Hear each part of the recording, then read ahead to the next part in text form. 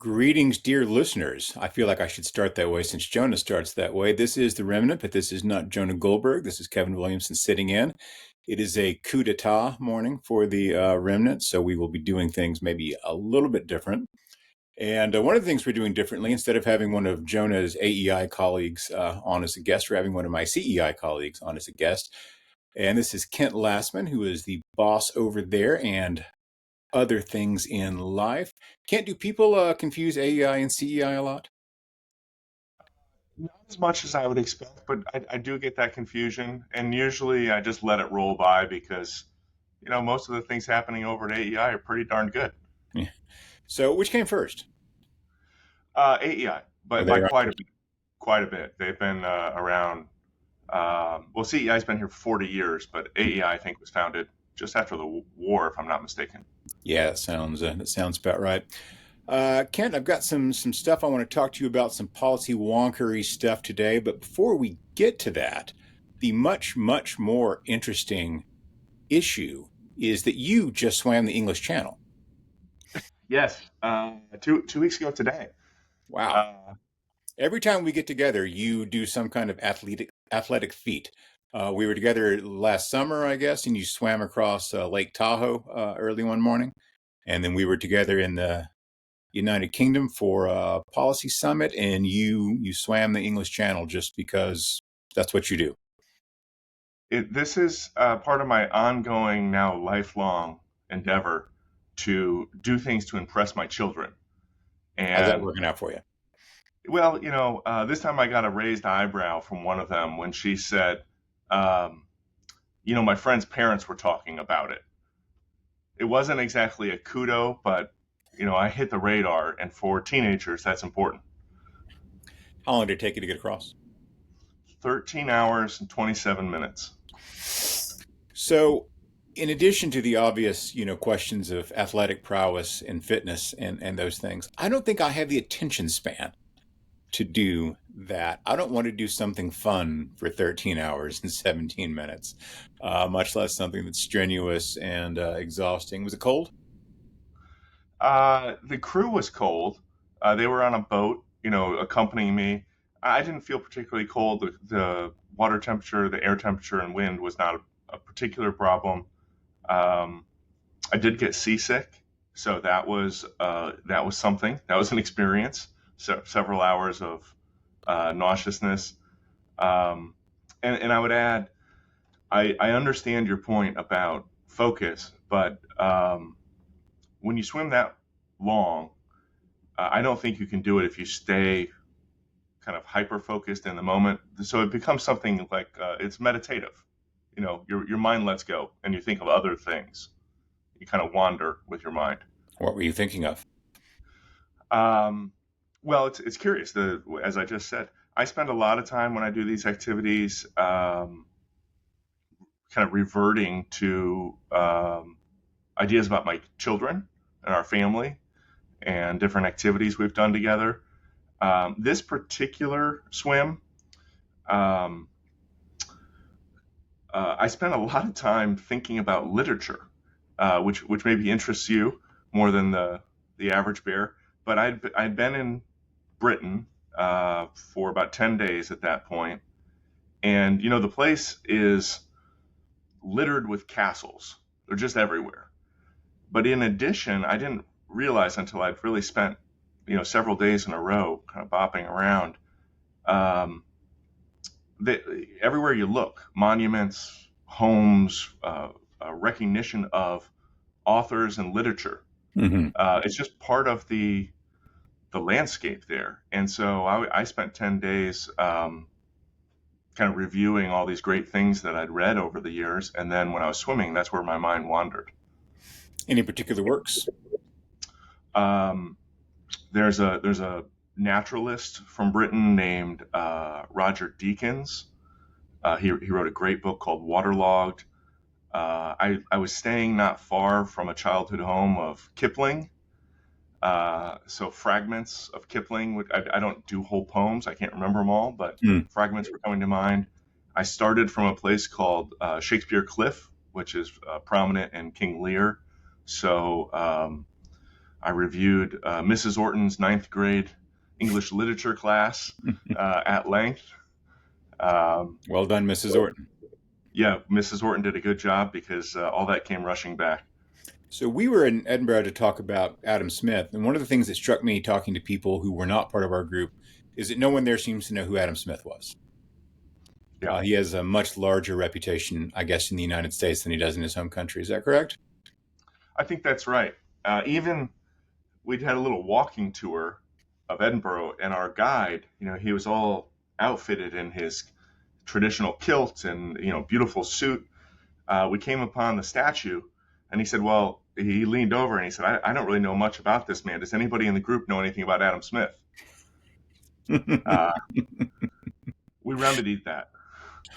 Bet we did. And before we move on to the wonkery at hand, why should people still be thinking about Adam Smith? Well, first and foremost, he gave us intellectual tools to think about our world, what we have today. And he starts so much of his um, description, the descriptive work of what he's famous for, The Wealth of Nations, with a prescriptive approach to how to live your life. So the theory of moral sentiments, even some of the work that he did that survived as lecture fragments, lectures on jurisprudence, um, they inform how to treat each other. They inform how to think about self and today what we would call ego and vanity and these ambition. And these things don't change. So he's got a lot to offer. And then if you're interested, as some, many people in the policy world are, in the progression of ideas and how different rules or policies that we develop today rely on ideas in their development, um, he really was the start of several different subdisciplines. So he did all this work on empathy and fellow feeling and understanding others, but um, public choice economics, political economy, the way we do political science today. I mean, he had these great writings about American independence that were all rooted in kind of empirical analysis, not about, give me liberty or give me death. It was more, can we afford the British fleet to maintain these shipping lanes? That seems to be a big expense. Why don't we cut these people free and have the colonies become independent? Very pragmatic policy analysis. Yeah. So his two big works, Wealth of Nations and Theory of Moral Sentiments. One of them we might call How the World Works, to use a phrase that will be familiar to you, the podcast that I do for CEI that you've been a guest on. And the other one is sort of How the World Should Work, I think. That's right. His idea of how human beings should interact with one another. Did you ever watch the television series The Wire by any chance? I did. I missed it when it came out, in all its glory. But then several years ago, maybe during the COVID era, I watched it straight through. Mm-hmm. Fabulous, fabulous. I love that the Wealth of Nations makes an appearance at the apex of the Baltimore drug dealer storyline, where you've got of course two English actors, Dominic West and Idris Dominic Elba, West. playing a Baltimore cop and a Baltimore gangster, and right when the cops finally got him, he gets killed, and so he never knows that he was going to get busted, and he goes into his apartment, and he's just surprised that it's this very tasteful, refined place, and it's full of books, and he reaches on a shelf and he pulls one down, and it's The Wealth of Nations, and the detective says to himself, "Who the hell was I chasing?" He just didn't understand his quarry. I particularly like that Stringer Bell, the name of the drug dealer character, was taking economics classes at the community college in his spare time and lecturing his dealers about elastic and inelastic demand and those things. So Smith's ideas are deeply imprinted out there in the world, but just maybe not so much in his home country. Of course, Scotland is kind of hostile to capitalism these days, anyway. So maybe maybe they should be revisiting their Adam Smith. Uh, and it's he had these heuristics or like on trade, free traders, policy advocates like to say, well, Adam Smith, he was for more trade all the time, but he relied on, um, we need to lean into liberty, but there will be limits to it. We need to lean into trade because it works well, but there will be limits to it or exceptions. We need to lean into basic rules of justice, but there will be times where they don't apply. Times of war, for example, there are different rules for war. And that sort of leaning into core ideas, Scotland specifically, and if anybody out there is watching the developments of the British election that's upcoming here, they need to lean into these core precepts. They're really having, there's a lot of struggle with the application of a specific this or that policy. But if ever there's a time to go back to basics, I think it's right now over there.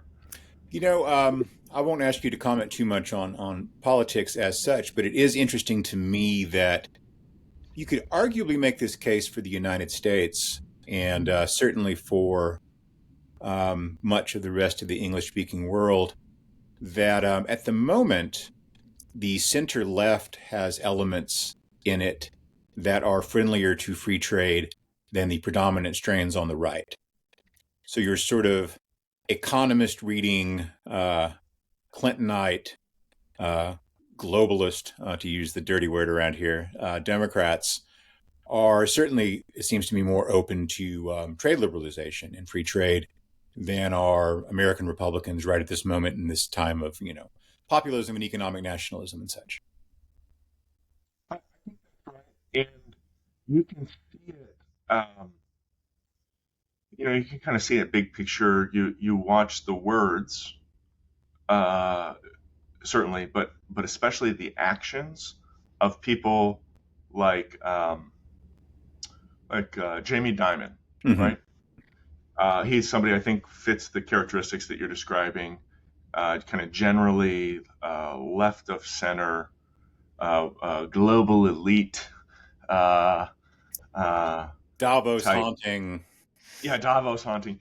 Um, and he is for broadly. I'm not trying to put specific words in his mouth, but he is for an open world where people can engage in trade of not only goods and services but ideas. Yeah.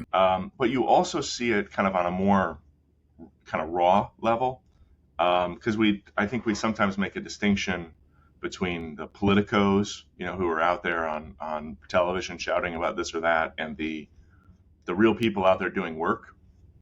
Um, um, you know, the woman who's running a manufacturing concern in Central Ohio, the man who's running a trucking company in Indianapolis, these guys might have hundreds of people working for them, right? And they care about trade. Yeah. And they care about trade because they care about their community. And the people that they hire are the ones that volunteer for Little League, right? And that's the town they live in. Um, but if you look at governors, it's hard to tell if you were to strip away the names, if somebody's a Republican or a Democrat, when you look at the type of trade visits they do. Mm-hmm. Every governor in America is going to South Asia. Every governor in America is going to up and coming economies and saying, you know what, we want you to do business in our state. It happens, blue or purple North Carolina, Governor Cooper, happens in Utah. They're trying to bring those relationships that work, those partnerships into their state, because I think people really genuinely understand that a closed economy is a smaller economy. Yeah. And economic gains are not the whole of politics, but they do make it easier to do other things that we care about. Take care of people, build the things that the social goods and social welfare that Yeah. matter. It's interesting. If you look at the states and you look at their foreign trading partners, for almost all of the states, their largest foreign trading partners, either Canada or Mexico, which makes sense because they're our national largest trading partners. In some cases, it's China. But in the case of Nevada, Their largest foreign trading partner is Switzerland. And I was surprised to see that at first. And then it occurred to me, and I looked into it, and this is the case, that Switzerland buys so much precious metal because it has a still partly, gold and silver backed currency and deposits and such, that they just end up buying a whole lot of that stuff from Nevada. So it's not selling Rolexes in casino shops in Las Vegas. It's precious metals going out. Okay, before we move on to more, and because it's relevant, in just one or two sentences, what is CEI there to do? And then let's move on to CEI's involvement in the Moore case and what happened there. The American public have uh, a disordered relationship with their government, in part because of a very powerful, out of control regulatory state. The Competitive Enterprise Institute is here to change that relationship, and to do so by pulling back and bringing accountability to the way regulation is made. Um, we hear a lot of people talking about deep state or administrative state or regulatory state. Uh, we're here to change that. That's our lane, our niche. Gotcha. And how does the Moore case fit into that? Well, um, we So start tell with listeners what the case was to start with. yeah, we start with the case was decided about a week ago. A decision came down from the U.S. Supreme Court in Moore v. U.S. United States. Um, we start with a couple, Charles and Kathleen, from the Redmond area, suburban Seattle. Um, I saw Charles at a meeting in 2018, and he said, I've got this issue. It seems crazy to me. It just doesn't seem right. It's with the IRS. And I said, well, tell me about it. And that's where it starts, is folks in America that look at something that just at a plain reading is, this could not possibly be right. In their particular case, they had been caught up in something called the mandatory repatriation tax, which was a fairly narrow provision of the tax law that was passed in late 2017. This was the signature achievement legislatively of the Trump administration. This was a kind of crowning achievement for then Speaker Paul Ryan. And it was a big kind of rewrite of the tax code. And the idea behind the MRT, the mandatory repatriation tax, is there was a lot of wealth, a lot of money that was parked overseas. So U.S. companies would set up foreign subsidiaries. Those foreign subsidiaries would earn income, but then not be taxed at U.S. rates, because the larger company would not bring them home, reshore them. And so the MRT was written to a provision to take care of that. And this couple had invested some of their retirement savings in a Indian company that was set up by a former colleague of Charles's. And that Indian company was making and selling hand tools for subsistence farmers, people that are not using mechanized farming. They use hand tools. And having been born and raised in India, this friend, Ravi Agarwal, he said, they could do a lot better with their farming if they had better tools, the sort of stuff that you and I would get at Home Depot. The Moores invested in the company.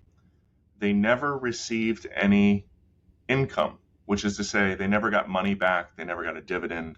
They never got distributions from the company. And one thing we should probably emphasize here, which was not emphasized in much of the commentary, is that they didn't expect to, and it wasn't intended to do that, because the company in question is what's sometimes known as a social enterprise. It is not a nonprofit under Indian tax law. but it's not really designed to make money. It's designed to get tools and other agricultural equipment into the hands of marginalized and remote and poor agricultural communities in order to improve their lives. The idea being that any money they do earn gets reinvested into the business to further the mission of the business rather than to pay dividends to the shareholders, which of course it didn't do. That's exactly right. They invested because they had confidence in their friend, but they invested because the goal was to use capitalism to help lift people out of poverty and to help create the situation where those people could lift themselves out of poverty. So come to find out in 2018, as they looked at their tax liability for 2017, the year that this law was put into place, they learned about Section 965 of the tax code. They learned about the mandatory repatriation tax. They learned about all these specialized tax things, and they said, "What's going on?"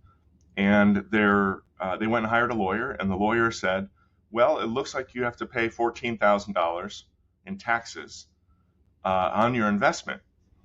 And this is the point where Charles said, "Well, that can't be right. We didn't get anything back. We didn't realize any income. We haven't earned anything yet."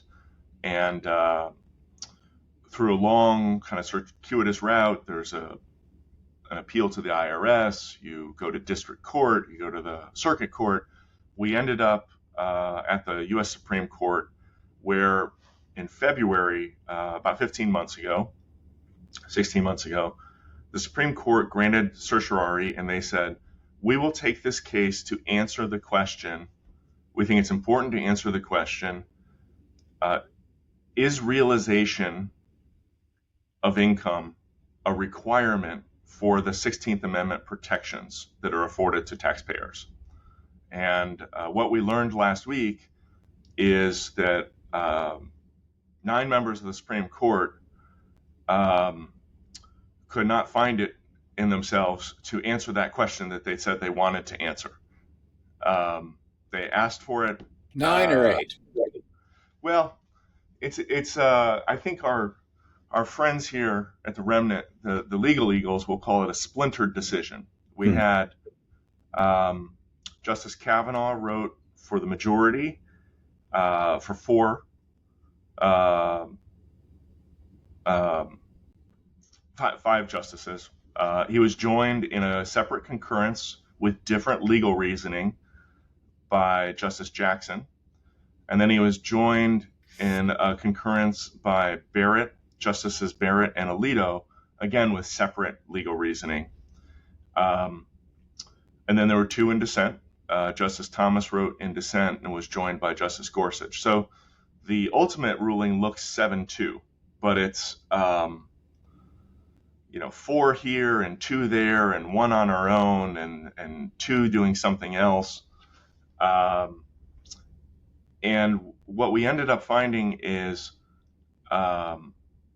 ultimately, we were trying to vindicate the constitutional protection for taxpayers in the 16th Amendment, that if it's a tax on anything but income, it must be fairly apportioned among the states. There's 2 specific provisions in the Constitution. One is about uniformity, and that's if it's an indirect tax. If it's a direct tax, such as a wealth tax of any sort, then it needs to be fairly apportioned among the states. And we failed in that. At the end of the day, Charles and Kathleen, their constitutional protections under the 16th Amendment were not protected. They weren't entirely set aside. The court's ruling, they didn't address the question. And they say as much. We did not address the question that we asked you to brief us on, that we asked for. But what we did come out with, which I think will be important, and it'll be important for years to come, is there are 5 justices now who have said affirmatively, this is what I believe about this question of realization. On one hand, Justice Jackson, she said, Um, Open the gates. The government can do whatever it wants in the form of the Congress. There are no restrictions on how they tax what they call income and how they tax it. Uh, this sort of realization requirement that you suddenly receive, there's a realization event, receive and then have control over something new of value. That's the income. So she opened the floodgates. In concurrence with the majority, Justice Barrett wrote, joined by Justice Alito, that they believe realization is required, right? So that's important. We know that now about them. We know that, Meaning that the income hits somebody's bank account. and it hits their bank account and they can do something with it. Right. And then in dissent, very clearly, Justice Thomas and Gorsuch said, that's what this case is about. The majority failed to address the question, and we can't go along with that. So that really important question of realization, as it relates to the taxing power, that will come back. We've seen it took less than a week.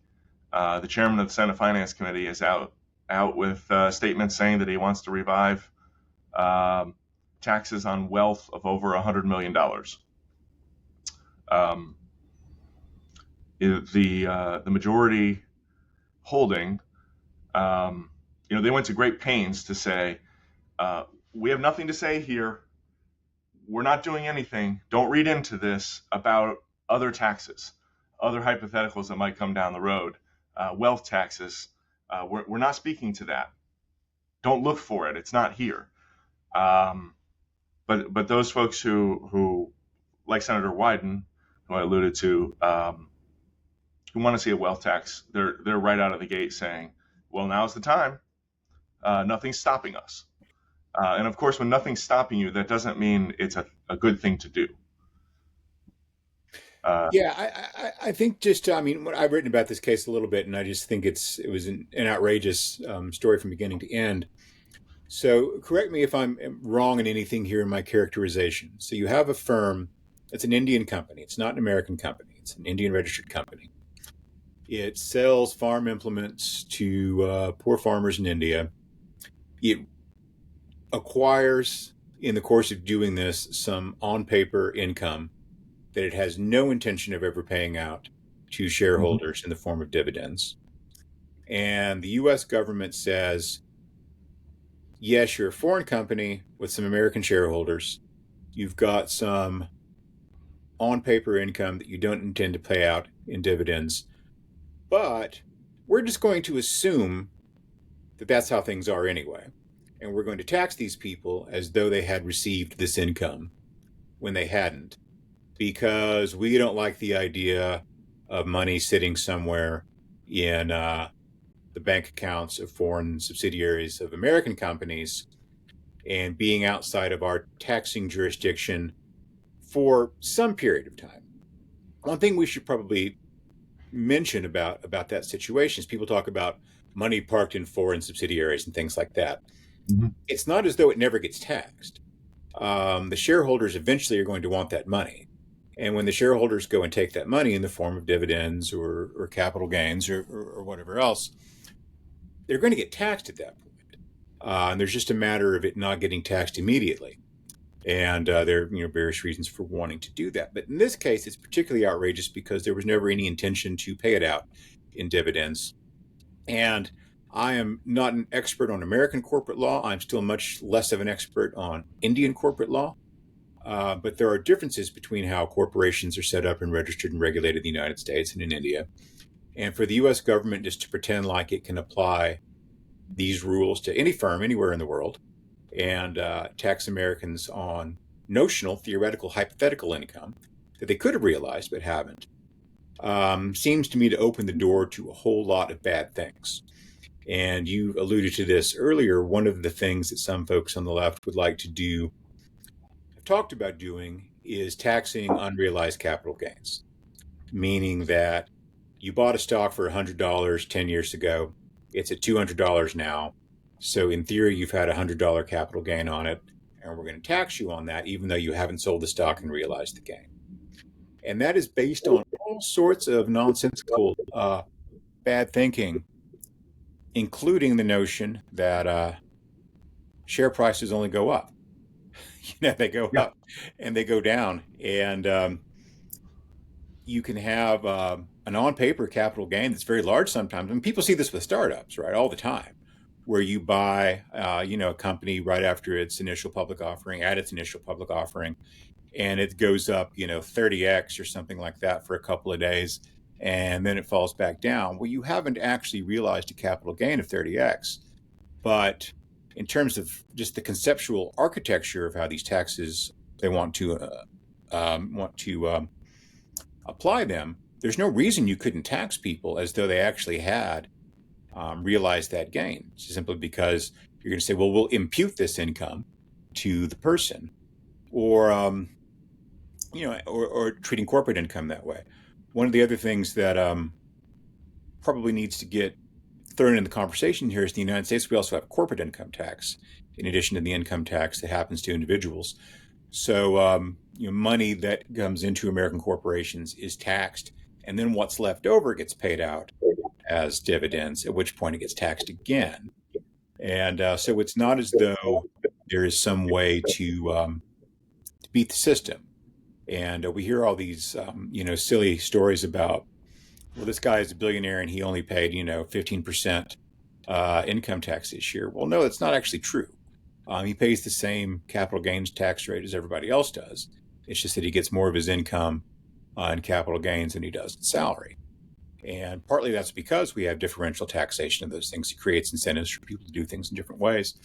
But partly it's a realization, or it's a recognition of the fact that we've already taxed corporate income before it gets paid out to shareholders.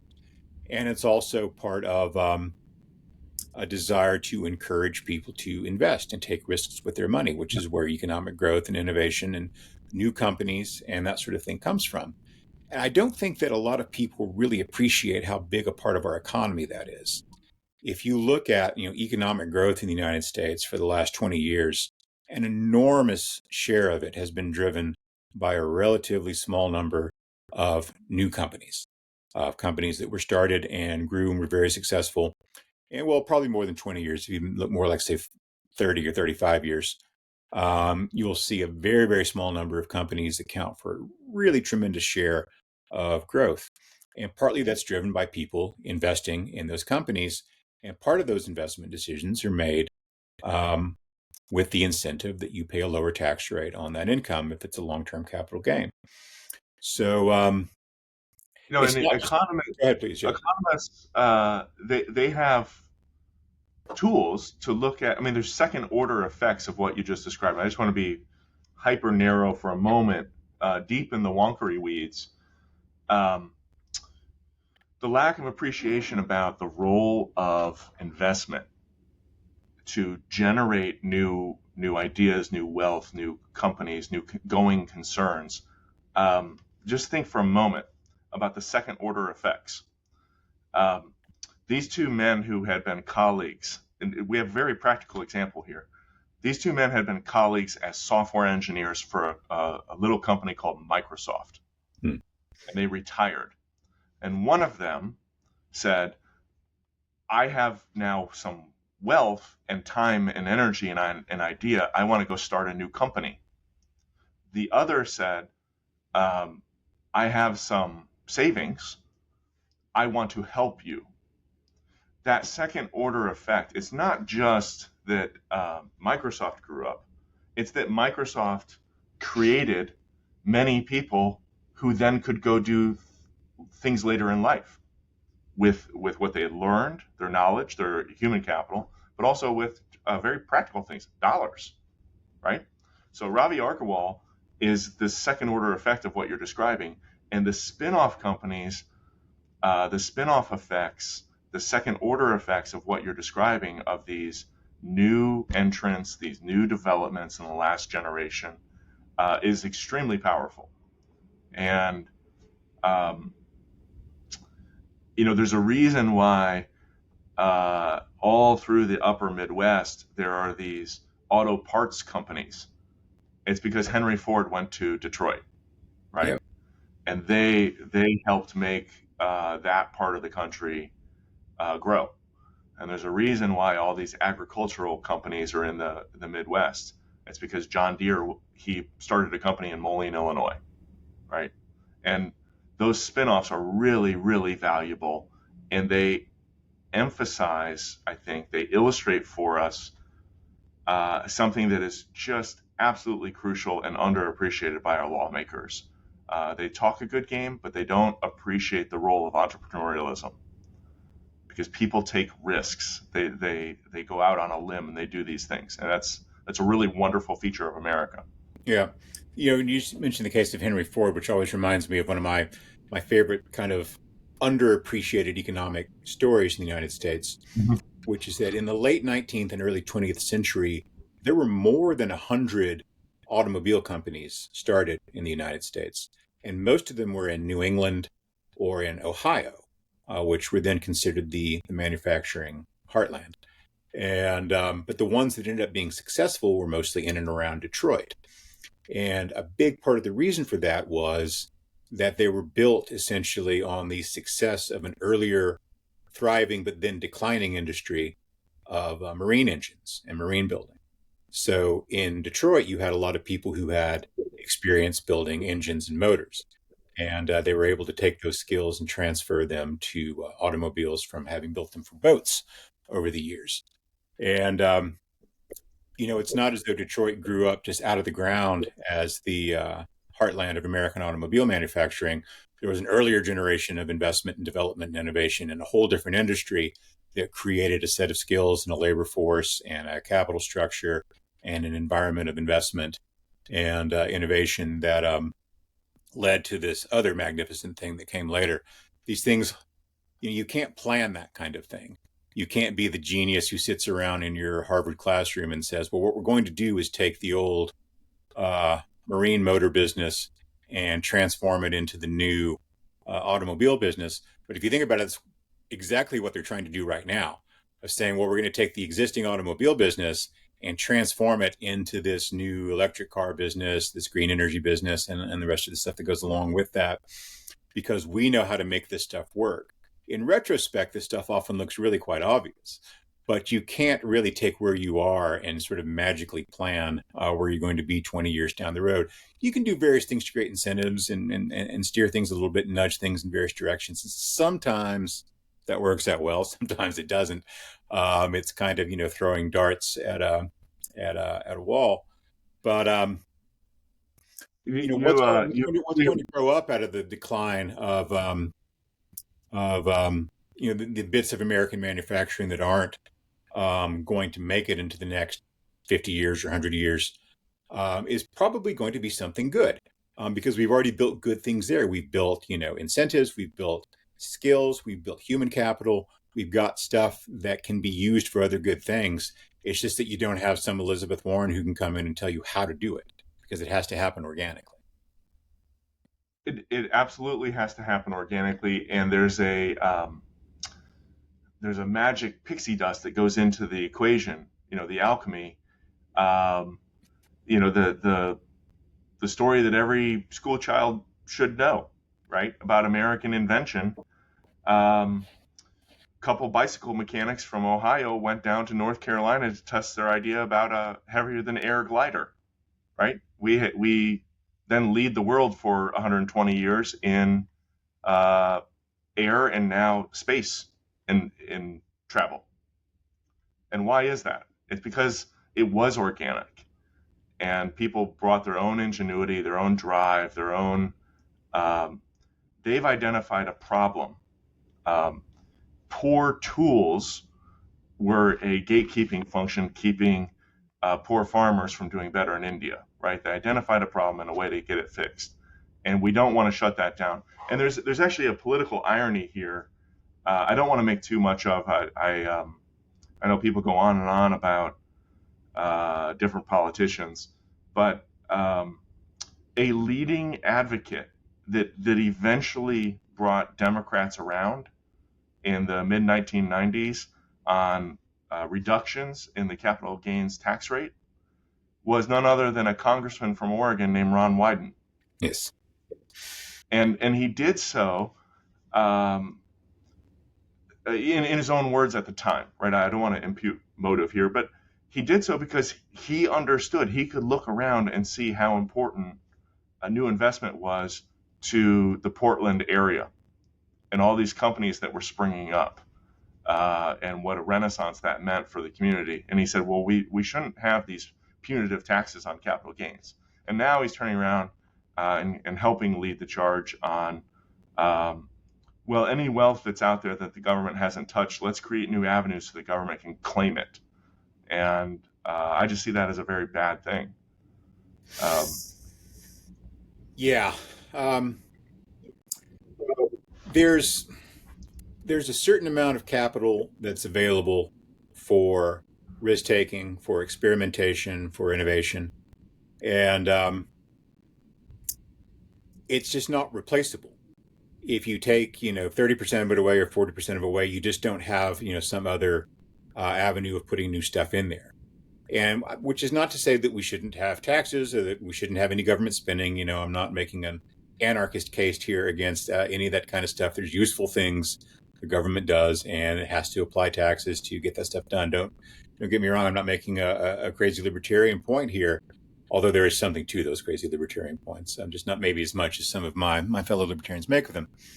But when you make the decision to take this money out of the investment marketplace and put it into entitlements, which is largely what we do with this stuff. Almost all the federal spending is simply providing income to people we want to provide income for, and that national defense and healthcare subsidies are essentially all of federal spending, and of course interest on the debt now because that's become such a huge thing. So you're taking it and using it for things that that may be worthwhile. Don't get me wrong. There are a lot of people who benefit from these programs, and that's why they're so hard to touch, because people do benefit from them. But you are making a decision to take it out of a potentially productive and innovative use and just putting it in someone's pocket for consumption. Now, maybe after that consumption, you manage to get laundered back some way through another business that's taking that out in profit and in income to do future investments. But you're really creating a whole layer of misallocation of capital and of economic distortion that is going to ultimately lead to a standard of living that is lower than what it otherwise would have been. Yeah, and there's an important. This is absolutely correct. I concur in full with the gentleman as host here. But there's a really important point, and I think we should tie this back because it's worth reflecting on. It's why we do this work. For those that want to go dig it out and read through the decisions, and I know there are people out there, they're going to do it. Thursday morning, I sat down and I read the opinion, I read the concurrences, I read the dissents. As Jonah likes to say, this is the life we have chosen. This is the life we have chosen. Justice Barrett, joined by Justice Alito, she goes to great pains, and this is not, they're not rude. They're very sophisticated, thoughtful people. But she goes to great pains to say, my colleagues who I'm joining, they got this question of realization, but by sidestepping the question of realization, they missed the mark, right? Realization matters, which was a central, that's what we were asking for the court to adjudicate. That's what the court said they wanted to adjudicate. But then she goes on and perhaps I'm not as sophisticated of a legal reader as others, but I think she makes a core mistake related to what we were talking about with Adam Smith. So, as I said, Smith had these, he called them presumptions of liberty, right? And one of our presumptions of liberty in America is that the burden sits with the government. The burden does not sit with the taxpayer to explain why they don't owe the tax. The burden should sit with the government to explain, oh, yes, this is why it applies to you. And Justice Barrett writes, well, the Moors did not prove to me that they shouldn't be wrapped up in this. And in fact, it wasn't briefed well, it wasn't argued much, and because there's not a lot there for me to go on, they didn't prove it to me, so I'm going to have to side with the government. I think that she got that backward, because the presumption of liberty, the presumption of the Constitution is to protect the taxpayer and to limit the government action. And that's a really important, essential element that we will have to, as a nation, come back to over and over again, not just in tax law and Liz Warren's fevered dreams about wealth taxes, but in every aspect of the regulatory state. That the presumption is the government should be restrained and the citizen is at liberty until otherwise limited by law. Yeah. And that's crucial to what you were just saying there. Yeah. I don't want to go too deep into advisory opinions territory here, but one of the things that I often find lamentable about the way these cases get talked about is that in the kind of popular discourse, we don't get around to talking about the real issues. So this case often gets talked about as though this were some, Scrooge McDuck, billionaire with his money parked.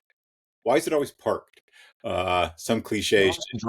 It's never engaged in productive activity. It's always parked. It's always parked in some foreign bank account and doesn't want to pay taxes on it. This was about a whole different, kind of thing, and a question about, the real issue of how do we determine what is income, and if we adopt this model from the 2017 law, what limits are there on the government's ability to say, well, this is income, and we're going to call this thing income because we think maybe you'll make some money off of it someday, or you could, or a firm in which you have an interest has, income. And I was thinking about that in terms of another big case that came down recently, which was the bump stock case. And the way that has been talked about is just silly, because it was never a case about bump stocks. It wasn't even a Second Amendment case. It was a question of, does Congress make laws? Should we let agencies make laws? And that's an important distinction to make, and an important question, irrespective of how you feel about gun rights and gun regulations and things that go along with that. And it's something that we're going to run into in other areas that have nothing to do with guns, nothing to do with these hot button cultural issues, but we really have this question of are laws going to be made by people we voted for, or are they not going to be made by people we voted for? That's a really bigger question than these dumb things that help you to shoot a gun fast at the range that occasionally have been used for horrible crimes as well. And that seems to me to be, something that's really resonant with the focus of what CEI is doing, which are these, questions about how much power do we give to the administrative end of things. A number of the people writing about the bump stock case, and I guess it was Justice, I'm thinking of Alito, who explicitly said, we don't see any reason that Congress couldn't pass this law if Congress wanted to. But that's not the question in front of us, because Congress didn't pass this law. In fact, they thought about it and they decided not to. And maybe they should have. Now I'm talking for myself here. But they decided not to. There are lots of things that Congress considers doing and then says, yeah, we're not going to do that. And a lot of those things are things that I think they probably should have done. And but the problem you run into, of course, is this, Barack Obama sort of attitude. Well, if Congress won't do the things that I think Congress should do, then we're going to do those things without Congress. We're going to act as though you have income. We're going to act as though we passed this law. We're going to just deem this thing to be the situation, even though it's not. And I think once you start running through those guardrails at that rate of speed, you bring yourself into a really, really dangerous situation for things way outside the question of how do we tax investment income and how do we regulate firearms. You're talking about the really, really basic architecture of how a free, liberal, democratic, rule of law, constitutional society works.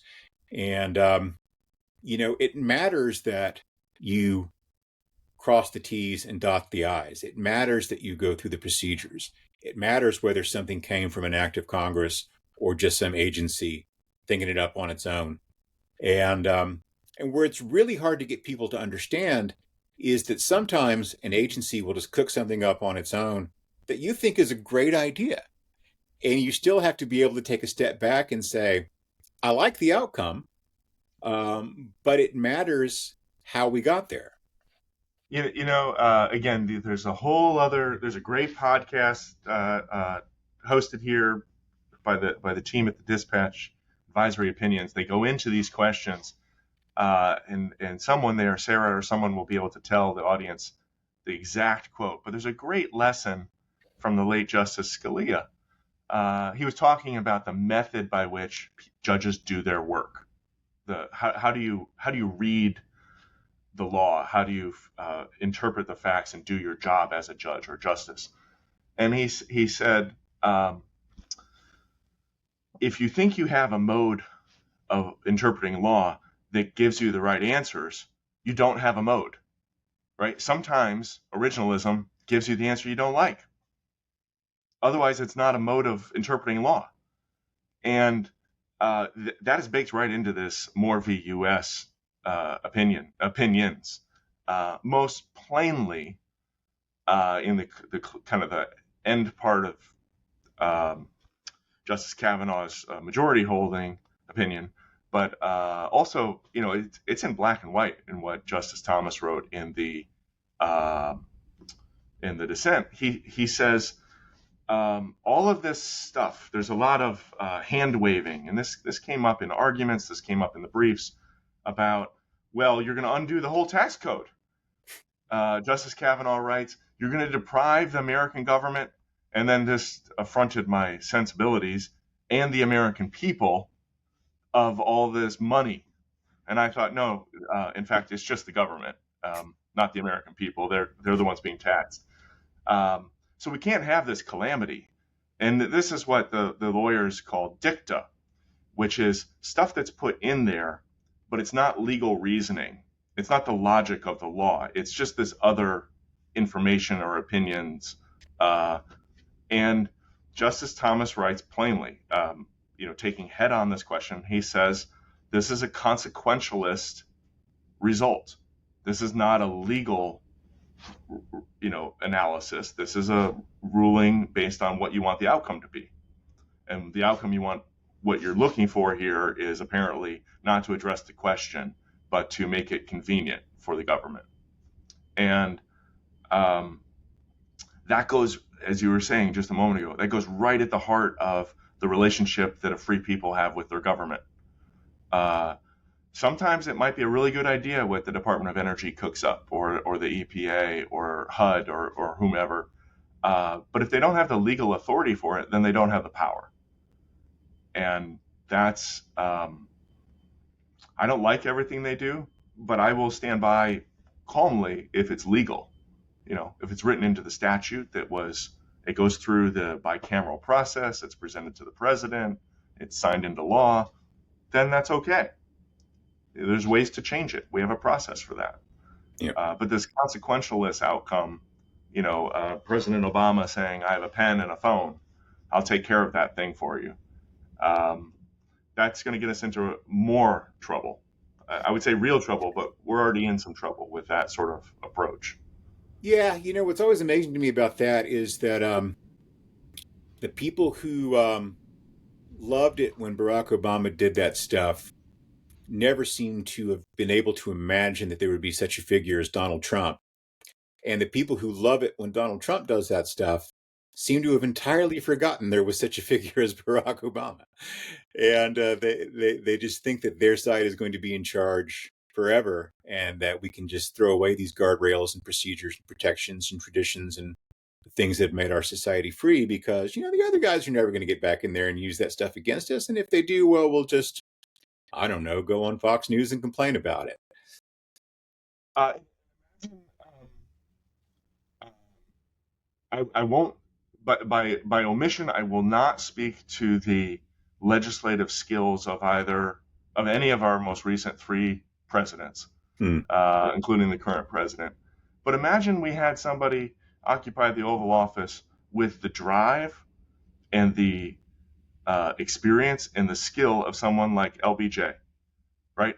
This is the guy in the course of about a year and a half, he got three major civil rights bills passed, Social Security reform that opened the door on Medicare, Medicaid. He did all these things expertly in 1964 and 65 because he knew to get the policy outcomes that he wanted, he needed the law. He had to get the law, and Yeah. so he went. He went and I don't think that guy actually twisted arms. I think he just broke elbows. But he got it done by doing the law first. Yeah. And um, the failure of imagination that maybe somebody who looks at the world differently than I do might be in charge someday. That is a fatal failure, right? That is really dangerous. Yeah, somebody with the worst of the current, kind of populist demagoguery in terms of his ambitions and agenda, but with the skills and intelligence and political acumen of a Lyndon Johnson or a Q theme music Woodrow Wilson or someone like that would be extraordinarily dangerous. Well, as Sarah Isker likes to remind me from time to time, I'm neither a lawyer nor a constitutional scholar, so I've probably been speaking out of turn about some of this stuff. But one thing I have done is spend a fair bit of time in rural India. And anything that helps people there to take control of their own economic lives and improve their material situation is to be welcomed and encouraged. And I was sorry to see this case go the way it has. Kent Lassman, thank you very much for being here with us on The Remnant today, and I hope to talk to you again soon. Thank you. I'll see you next time.